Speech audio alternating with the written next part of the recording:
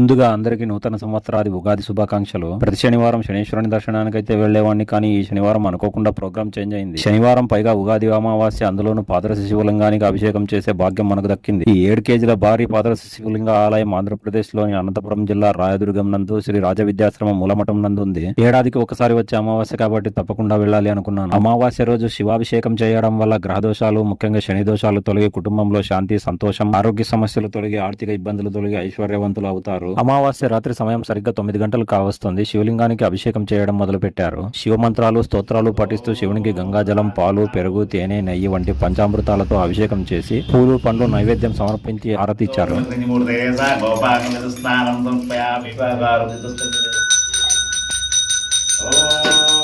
యావత్ మంది భక్తులకు శివానుగ్రహం కలగాలి అని ప్రత్యేకించి ప్రతి అమావాస్యకు శివాభిషేకం అనంతరం గురువుల ప్రవచనం, వచ్చిన భక్తులకు ప్రసాద సేవను భక్తుల సహకారంతో శ్రీ రాజ విద్యాశ్రమం 4వ పీఠాధిపతులు శ్రీ డాక్టర్ వాసుదేవానంద సరస్వతి స్వాముల వారి అధ్యక్షతన ప్రతి నెల అమావాస్య రోజు నిర్వహించడం విశేషం.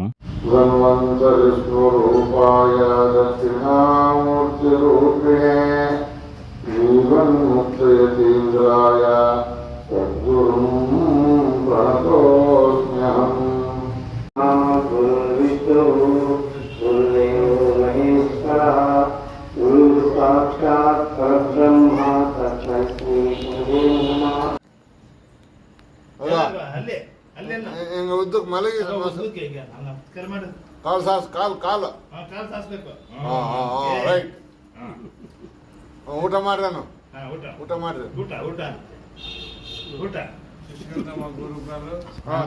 శివాభిషేకం తర్వాత గురువుల ప్రవచనం విని వచ్చిన భక్తులకు ప్రసాదాన్ని వడ్డించి నేను కూడా తిని కాసేపు రెస్ట్ తీసుకుని ఇంటికి బయలుదేరాను. ఇంటికి వచ్చేపాటికి దాదాపు 12 గంటలు కావస్తోంది. ఈ ఉగాది అమావాస్య మొత్తం శివ సన్నిధిలో ఇలా గడిచిందండి. మరో వీడియోతో మళ్ళీ కలుస్తాం.